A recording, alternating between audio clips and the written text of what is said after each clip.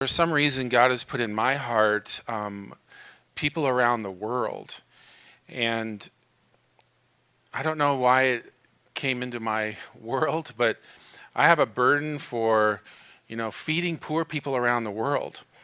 And so last year, remember Dr. Dirt and remember, Poverty Problem Solvers Club. I got to put it in my heart for about 2 or 3 years.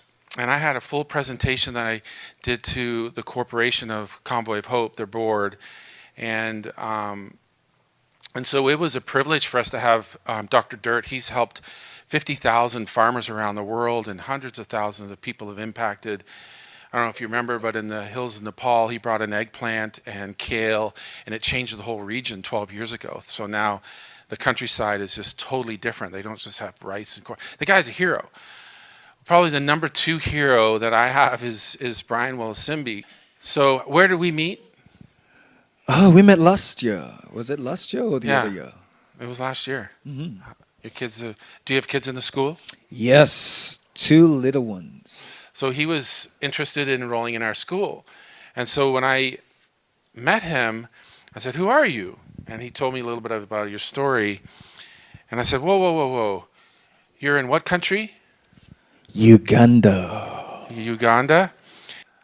But what ages of children do you see with cancer? 0 to 15 years old. So what does cancer look like in a child? Like, when do you start to know someone has cancer? So that's one of the toughest reasons that we have struggled with in Africa, because it's a little bit difficult to diagnose cancer in Africa. So people go through so many tests and years of going to different hospitals, being told it's malaria, it is something else, till they finally get a chance to go to the main one hospital in the city center where they can be diagnosed and can be told whether it is cancer as the main disease. So sometimes with cancer, they have to have like a bit of a surgery, right? Lots of tests, surgery, chemotherapy. Have you guys heard of chemotherapy? So chemotherapy is, tell us exactly what chemotherapy is trying to do. So chemotherapy is a mix of different drugs put together to fight cancer, to fight the cancer cells. To kill the cancer cells. Yeah.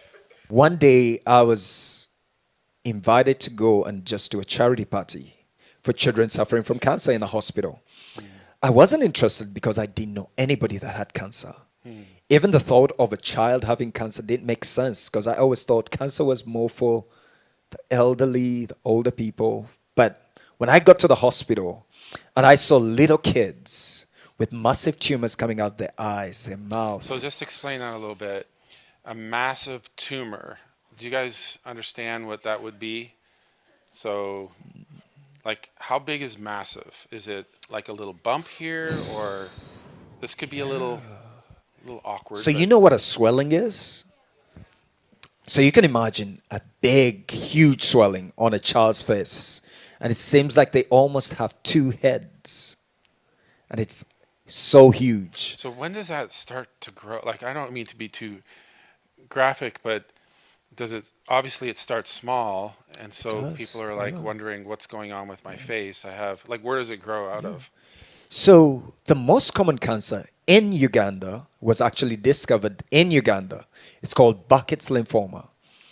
So you start getting the huge swellings in your lymph nodes and in your face, your throat. So the lymph nodes is connected in just your face or other parts of your body? Usually around, the ones that we see are around the face, around the neck. It's really sad that the parents see that, but they don't have any money to be able to take the kids to a hospital. Because every single coin they have, every little money they have, they need to feed the family and take care of their kids. So they watch their little kids struggle with this massive, huge growing pain. And it's weird, but the other weird thing about cancer, especially the huge cells, you don't really feel the pain. By the time the child starts to feel the pain, it's when it has grown so huge.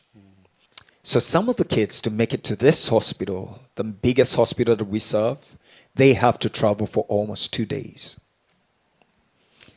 Some of the families have to walk for a day to get to a place where they can find public transport like a car, to get into a car, or a van that makes it for about 8 hours or even 10 hours to get to the city center. Okay, so if you had children that lived, if you were living in that area and you're trying to help them and they couldn't get to the doctor, or they get diagnosed, they have cancer, you need chemotherapy, and you say to them, like, when do they need to come back? And then all of a sudden, it's like, can you come back next month? And they don't come back. Why? Yeah, they don't come back because they can afford to make that long trip again. Because the cost of that one trip is all the money they managed to collect out of their harvest. When they dug and collected harvest, they So they only have soil one harvest. everything. Wow. And that cost, you can think it's a lot of money, but it's just $25. $25. And a family cannot afford $25 to take their child to a hospital. So I set up a house right near the hospital, big house, where the kids could come and find accommodation with their families. They could find the meals. They could find all the care that they needed. How many did he start with in 2007 in your house? In 2007, we started with the house taking care of 50 kids. 50 kids. 50 families. Yeah. So 20 years later, how many do you think he's got? 800 kids Okay. every single day that we take care of. So how many kids do you if he's at 800 and in 2007 he started with 50, how many people do you think he's taking care of? How many kids have been in with cancer in his place over this almost 20 years? We have taken care of over 30,000 kids 30,000. since we started. 30,000. Yeah. Wow. So this year has been amazing. We've had over 200 kids beat cancer, cancer-free, and they have gone back home, and most of them are back in school. Now, that's the place where you clap your hands. Yeah. That's a good point right there. And I love a story. There's a story I love to tell. A story of a girl called Kathy. So I met Kathy, and Kathy was 16 years old when I met her. And they told me that Kathy had a rare kind of cancer and she was going to die. So the doctors had nothing they could do anymore. She was in so much pain, and I remember picking her up that night and thinking, oh my goodness, it was a Friday night, and I'm thinking, she might not make it through the weekend. Kathy, when I met her, even as she was in so much pain, she told me that God spoke to her at 16 years old and told her that she was going to leave. And when I looked at where she was, the pain she was in, I couldn't see how that was going to happen. But God is full of surprises. Kathy lived with us for about a year, and yet she had just been given a few days to be alive. She started feeling better, getting better. She had a massive, huge tumor on her back. And it's interesting because it was a tumor that was holding her spinal cord. So she couldn't even move. She couldn't even turn. She would just lay straight on a bed. A few years later, a few years ago, Kathy got a chance to go to Texas Children's Hospital. And we had to raise money to take her to Texas Children's Hospital. It was so expensive because since she couldn't even sit on a flight. They had to take out, it was called a stretcher case. They had to take out seats out of the first flight out of Uganda. 9 seats had to be taken out of the aeroplane. It was the Emirates aeroplane. Create a room for her to travel to Dubai, and from Dubai they had to take out 10 seats out of another airplane, create another room so that she can have a stretcher bed on that flight to make it to Houston, Texas Children's Hospital. She went through surgery. They took the massive tumor out. Huge. I have the picture of that huge tumor. It's this big. They took it all out. Kathy is cancer-free right now. Kathy went back to Uganda. And the coolest thing happened this year. Kathy wrote her book, and it's selling on Amazon. And if you get a chance to read that story or watch that story, it's amazing. She had about 18 surgeries. She had 14 specialist surgeons that came together to do the surgery. Her surgeries cost about $1.5 million.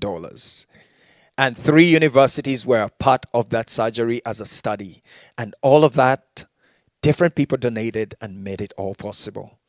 So Kathy is cancer free. She's back. She's telling stories. She's has a business right now that she's running, and that's what God can do.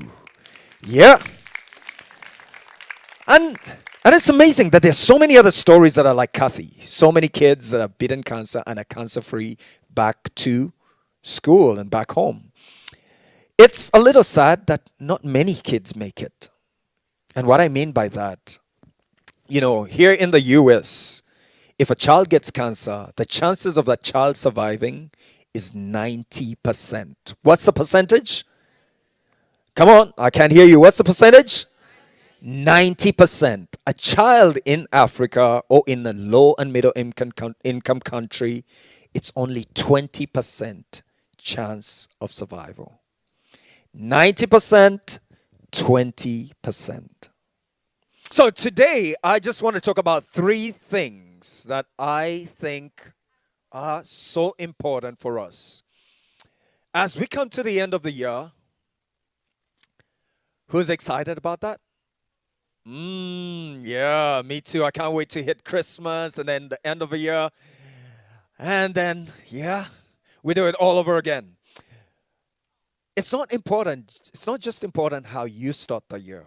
I know when we start the year, when many of us started the year, we decided to write some resolutions. Did anybody write any New Year resolutions?